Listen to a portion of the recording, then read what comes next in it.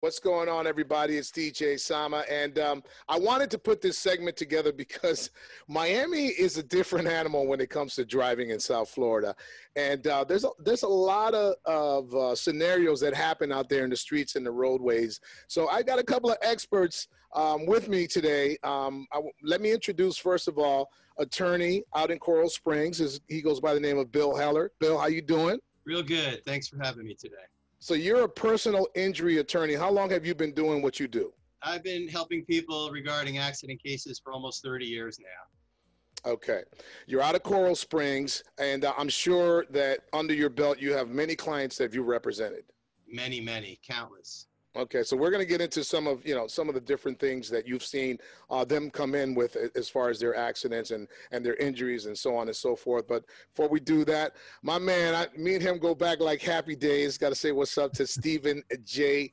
Gray. What's happening, man? What's happening, Felix? How you doing? I'm doing good, man. Long time that we haven't really had a chance. Well, we haven't worked together in ages. First of all, back in the old Hot 105 days. 5 days, yeah. You remember Willie B? You remember Willie B? And I remember you editing with reel-to-reel tape, bro. Yeah, man. Time. There were some late nights cutting tape, man. What used to take me like half a day to do, we can do in 30 minutes now. Yeah, technology is a wonderful thing. It really is, man. So, we were blessed to be able to still be in the business and enjoy what we do, the craft and the whole nine. But today's topic is about accidents, car accidents, and some of the hot spots in South Florida that people may not know about. So what I want to do is you just showed me a little bit of footage of an automobile accident that happened on the highway. If you don't mind replaying that real quick so we could just kind of, have some dialogue on that. Absolutely. Yeah. Let's take you for a little ride here. This is northbound 95. This is the daylight accident here. 95 northbound coming up on Pembroke Road. Check out the car in the silver left lane there. Yeah, he's swerving. Almost hits the car there. Actually did hit the car. Bam! Wow. Yeah. That was a hard hit. That was a hard hit right there.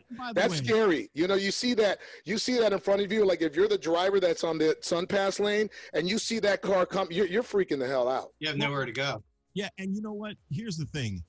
I've been covering traffic in South Florida, doing breaking news and traffic for TV stations for 17 years. And one thing I hate the most are these express lanes. Not only are they dangerous to motorists that are in them as well doing their thing, but the dangers to people who get involved in accidents. Many road rangers, many troopers, many people have been killed or seriously injured due to accidents, not only in their car, but outside of their car in the express lanes. And this is just super dangerous. Now, this one, it's not necessarily the express lane's fault because that car lost control in the main line, Felix, of 95. Right? Yeah. So let's not blame the express lane on that, but let's blame the express lane on this one. This is a common accident. We're taking you on 95 in Miami-Dade County right now, and it's nighttime here coming up on 131st Street. Look at the car in front here with the brake lights on. Notice there's some congestion here, and this guy's like, hey, man, I don't like this. I think I'm going to sneak out of this lane, right? Boom! Oh, my man. That's crazy, man. That's crazy. What sucks, I'll be honest with you, what really sucks is, you're going about abiding by the rules of the road. Right. And then an idiot decides to break the rules, and he could cause you to lose your life. And it's happened, and I've seen this happen firsthand on the ground. I saw a young girl, who didn't even have a valid driver's license cause the same accident like this, wrecked a whole bunch of cars, hurt a whole bunch of people, and guess what? She sped off. Of course, I did track her down, get her information, and pass it on to the authorities. You were just a driver at that moment. I was driving, and I saw that. I'm like, hell no, we're going after this girl, which we did. We boxed her in, and she was like, being difficult. I actually have that on video. Those cameras are real important, too. A lot of people don't realize they're fairly inexpensive. Yeah. Once you install them, you have documented evidence that someone tries to leave the scene. Yeah, especially with road rage out there as well. You can prove. And by the way, one thing I would say, I've been flying since the coronavirus or COVID has started. We haven't missed any flying from the news chopper. And even though less people are driving on the roadways, the severity of the accidents, in my opinion, are just as bad, if not even worse. Many people are driving like clowns and buttheads, not obeying the laws, speeding and just recklessly driving. And I hate to say it, I like and respect law enforcement for doing the right thing, but I don't see the enforcement that we had before. So officers are like, hey, y'all don't want any enforcement? You're not going to get it. So people are just driving like clowns and causing severe accidents. And even though the numbers are way down as far as the amount of people driving on the roads, if you probably look at the statistics of fatal accidents and injury crashes, they're just as bad, if not even worse. That's crazy. You would think it would be the other way around. There's an article in the paper about that too. Really? I see it from the air. I see it every day, almost every day in the news helicopter when I'm flying. I see people in heavy duty, F-250, F-350 trucks, thinking, hey, man, ain't nobody going to get me in this thing here. But the problem with the big truck is when you go sideways into a power pole, it doesn't save you. I see people in sports cars, driving like idiots and zooming and zagging and this and that. And a lot of times they cause accidents that hurt or kill other people. And sometimes they kill themselves too. And then, Miami-Dade, by the way, in case you didn't know, Felix, is the capital in Florida of as far as more accidents and fatalities. Ding, ding, ding, ding, ding. I could have told you that. Broward is number 2 as far as statistics are concerned. But I'm also seeing a lot of pedestrians getting killed as well too. And and adults, before you cross, man, especially when it's dark, remember cars cannot see you. With kids going back to school, I always say that on air when I'm doing the traffic in the morning. Remind kids and adults drivers. But you can't always fault the drivers, because if it's dark and someone is wearing a dark clothing, you can't see them. What can you do? So there's a lot of accidents, a lot of fatalities, a lot of injuries happening, and it's very, very sad to see that. Well, the more reason it's important to carry some uninsured motorist coverage, which will protect you in case somebody leaves the scene, you have a hit and run, or you have someone that's uninsured. And a lot of these people just really don't care. They're in a rush. They don't have anything. You are 100% right on that. And I actually had a situation where an uninsured motorist, a girl that didn't even have a driver's license, hit me, totaled my vehicle, but because I had that insurance, I was saved. Yep. It'll protect. Yeah. So let's talk a little bit about that one accident where the car went into the Sun Pass lane, and I'm going to pretend like I'm the driver that was in the Sun Pass lane, and it's a head-on collision like it was. Bill, I come to you to represent me. I got banged up. Let me ask you this first of all. Because of the video, does that make it an open and shut case? If I wouldn't have had any video, would have that made it harder, or how does that play out? Well, in that circumstance, the video just adds more to it. However, since the other person ended up coming at you head on the wrong way from the other lane, the liability is going to be clear. So every case has 2 different parts on that: liability and damages. The liability, who's at fault. So to answer your question, the liability should not be at issue in that particular case. Does it matter as far as seatbelts? If you're wearing a seatbelt, if you're not wearing, does that have any play in? Yes, as a matter of fact, it could. Even if the other driver's at fault and your injuries are worse than they would have been if you didn't wear a seatbelt, there's a claim that could be made that you furthered your injuries and made them worse than they would have been if you had your seatbelt on. For example, if your face goes into the windshield and that wouldn't have happened without the seatbelt, you might not be able to make a claim for glass and scars and such through your face. So it's important to wear a seatbelt. And how about if that driver that caused that accident was intoxicated? Does that play a role in a lawsuit? Oh, for sure. That could make the liability even worse, and that would be something that an insurance company wouldn't want to have their driver try and argue that they weren't at fault, and it just makes the issue more complicated for them.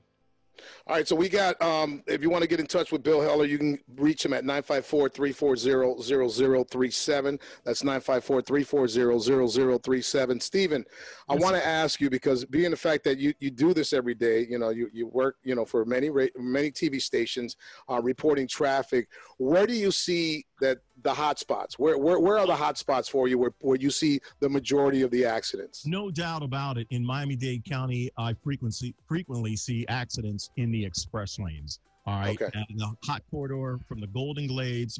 Let's make it from Miami Gardens Drive all the way down to the Dolphin Expressway. That is a hot mess. And we typically see a lot of problems on that roadway. Why? Is it the construction? Is it the congestion? What causes the accidents? High volume, high speed. Some folks are just driving fast. So it's just a roadway that has a lot of volume and has a lot of people flying down there thinking that, hey man, the speed limit's 1,000 miles per hour. I'm going to do it. And especially at nighttime, by the way, folks, I only do traffic from 6 to 9 in the morning. And then we also have an afternoon shift as well.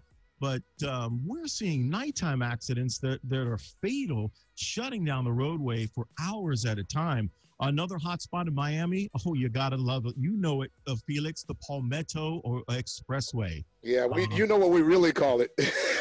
Palmetto, sorry. But yeah, the Palmetto is a mess. We frequently see accidents on the Palmetto Expressway.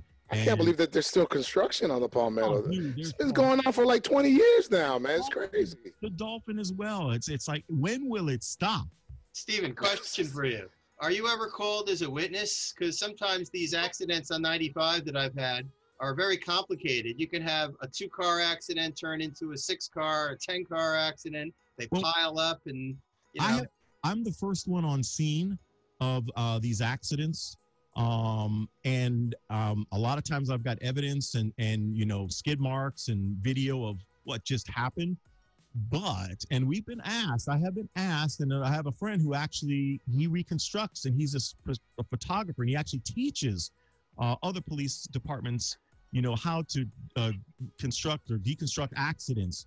And he was asking me about that because he said it could be very, very profitable potentially, but it also could be a lot of litigation and time for me. So, and I don't necessarily own the video, it belongs to the company I shoot for, so I would have to get permission. But I have been asked about that before, and we are the biggest accidents every day, especially in the morning when I'm up flying. We're on top of them, and we stay over them until they get the roadway moving again. So, yeah, which takes a while, because really does take a while. And you know what? It's really, really tragic to see because many people like you and I, think they're going to work and we're going to have a good day at work. And the next thing you know, you're going home or whatever. Next thing you know, you're seriously injured or you're dead. So people, please slow it down. Have some patience out there, and try to by the law, and try not to get into a situation as well too. We've got a lot of road rage.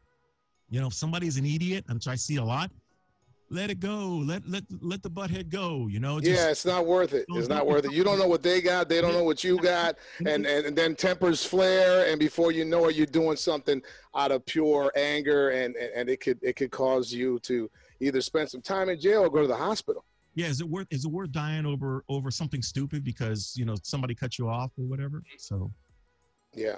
So let's talk about pedestrians. I showed you a little clip of a person being rear-ended, and because of being rear-ended, his car ended up launching and hitting a pedestrian.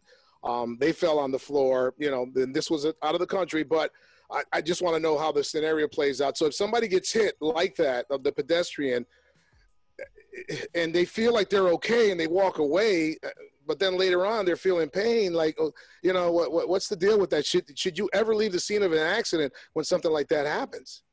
Yeah, well, I think you should definitely stick around for sure and make sure there's a police report taken.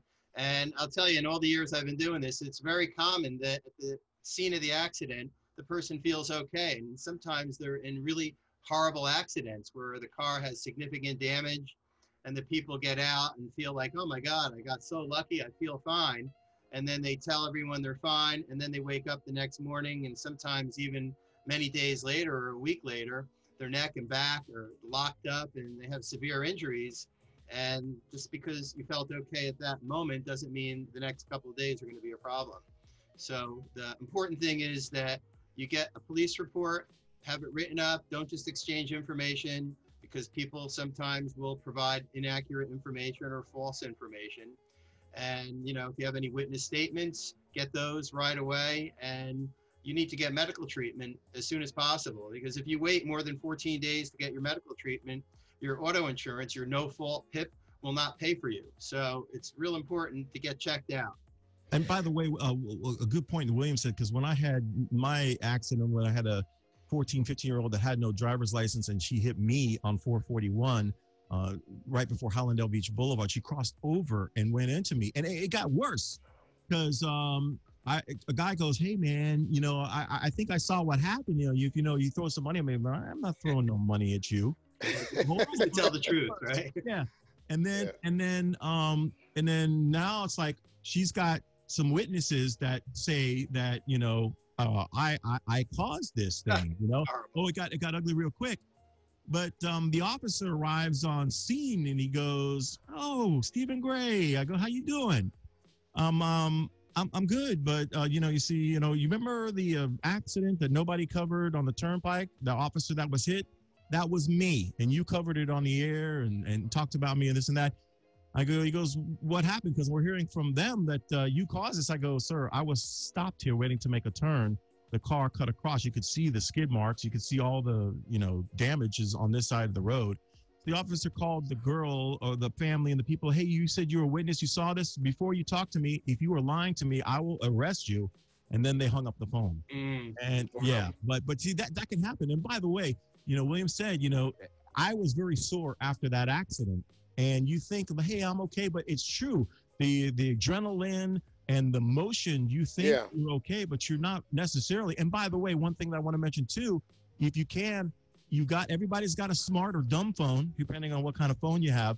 Take pictures if you can. If you're not seriously, or video even on the ground, take pictures, take video, take pictures of everything. Take the pictures of the evidence, the skid marks, the damage, because this could save your butt in court. And I hate to say it, but because of the COVID, response times, in my opinion, are down. We don't see the amount of officers, and people don't want to touch things. So it's not as easy now when you have an accident, especially on a rainy day. By the way, rainy days in South Florida, it's a mess. You are waiting. Hours at a time. That's a good observation, though. Seriously. Go ahead. Yeah. Well, no, I was just I'm gonna get into my accident, and because you represented me, but go ahead, speak. What I was gonna say is the police report many times has inaccurate information. I've had cases where the police report gave my client a ticket, and they base it on a witness statement. And an independent witness is the best thing you can have on your case, or the worst thing, if someone who has nothing to do with the accident says you're at fault or the other party was at fault. I've had cases where we followed up with what was listed as the witness and spoke with them and learned that the officer never spoke with them whatsoever, and confirmed that the other driver was the one that caused the accident, completely turning the case around because we had to follow through to speak with the witnesses and learn what they said and what happened. And, those police reports, are not admissible in court either. So don't think just because the police report says something negative that that's the end of the case. Yeah, that was my question. Yeah, that was my question to you as well. Is if you're the person that got the ticket in the accident, does that necessarily mean that you're at fault and you're going to have to, pay whatever the lawsuit? Is there a way to turn that around if you're really not at fault? That's a great question. Yeah. Obviously, it's not helpful to get the ticket, and there could be a variety of reasons why you got the ticket.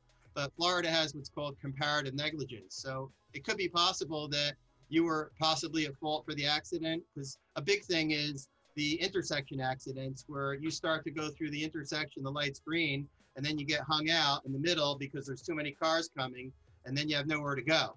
So then as the light finally starts to turn, you go, and there's always somebody who's racing through trying to beat the light, and then you get T-boned. So, in Florida, there could be a comparative negligence where the other person had the last clear chance to avoid the accident. They were speeding through the intersection. So, it could be many percentages, 50-50, whatever it happens to be, where, you're not necessarily all or none.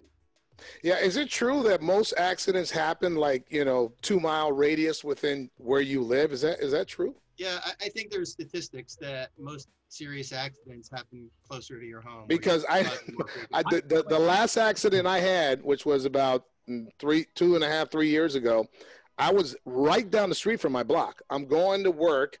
I'm going down the street, and the guy in his yard, his backyard, right in front of his garage, decided to back up without looking to see who's coming down the road, which was me.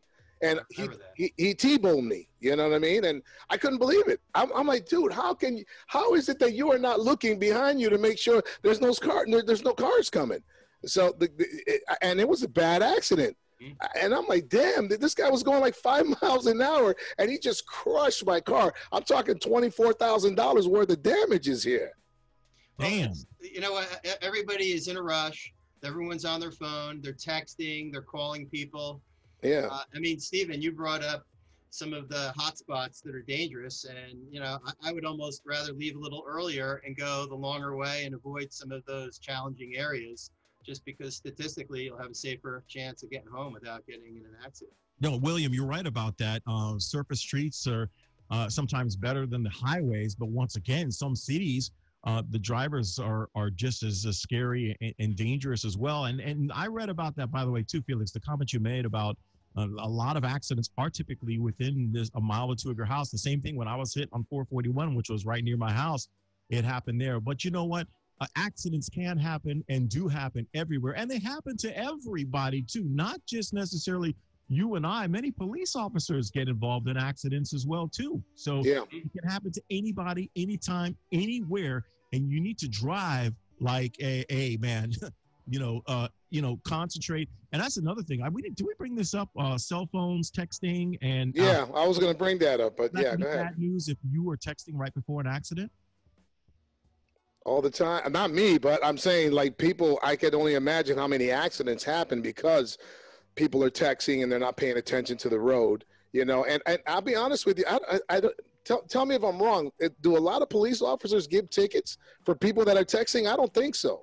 You know, I don't know if it's because of the tinted windows or whatever the case may be, but I don't see people getting pulled over for texting. I'll be honest with you. How many times you've been at a traffic light sitting there and the light's green and it's like 1,000, 2,000, 3,000, and move, get out of the way.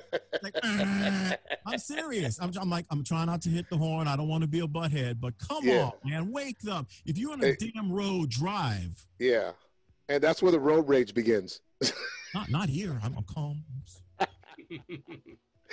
954-340-0037, the law offices of Heller and Heller.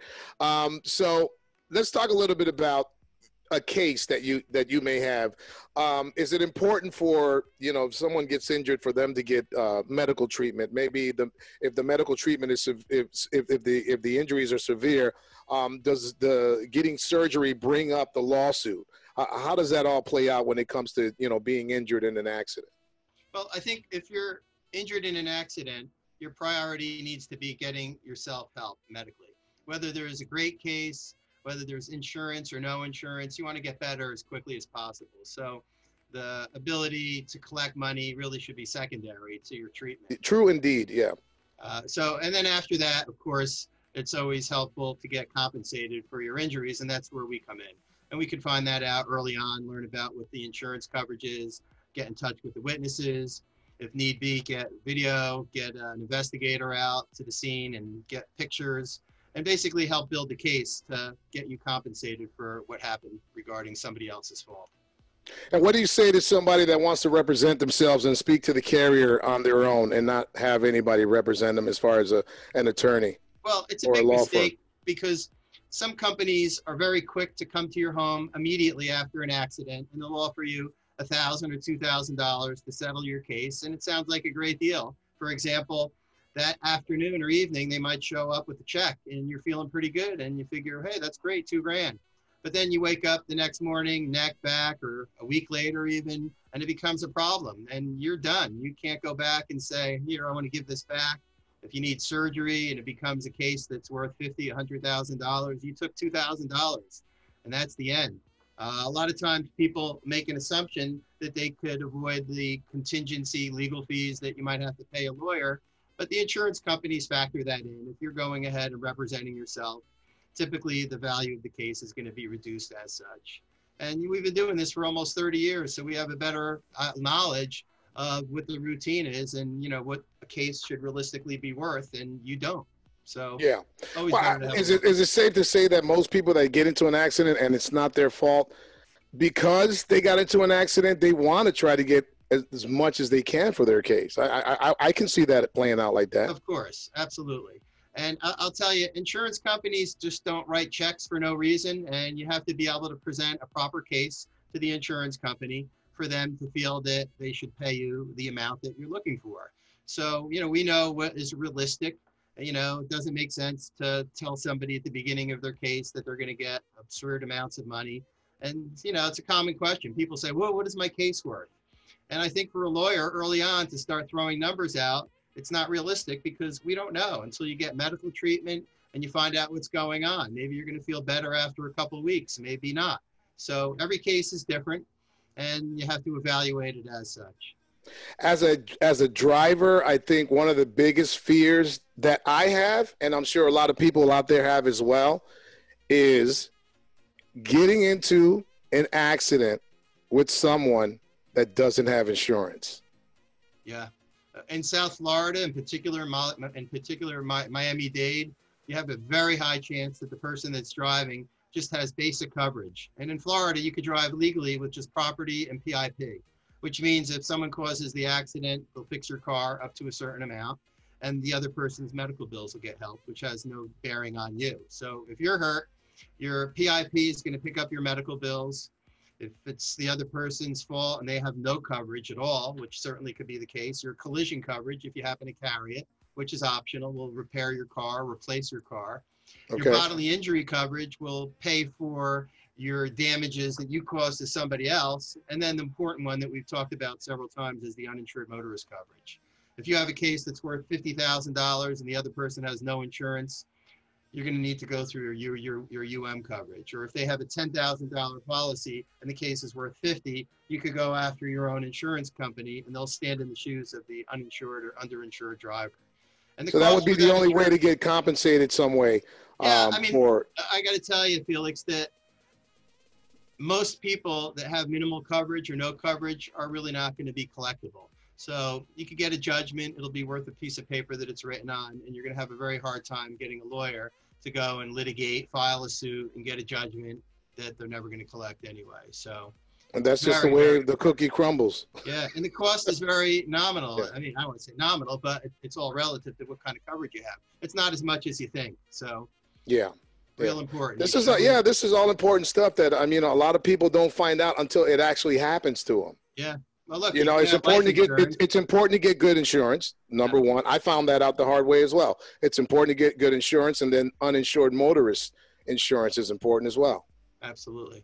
Yeah, you're going to have a higher chance of needing to use your auto insurance, in my opinion, than your life insurance. So, I'm not advocating don't buy life insurance, but you have to be able to afford what you could afford. Unfortunately, a lot of times I see people are just not informed, and their insurance agent might just ask them, well, do you have health insurance?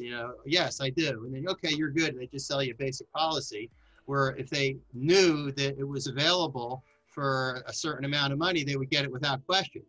But if you can't afford it and it's not in the cards and you have other bills, at least you've made an informed decision, and then it is what it is if you don't get compensated. So, yeah, and that's what I really liked about you and how you handle my cases. I felt that you represented me the right way. You got me a fair amount of money for my pain and suffering, and because of that, I wanted to be an advocate for you, and I wanted to kind of be a mouthpiece. And I want to thank you again for representing me on my case.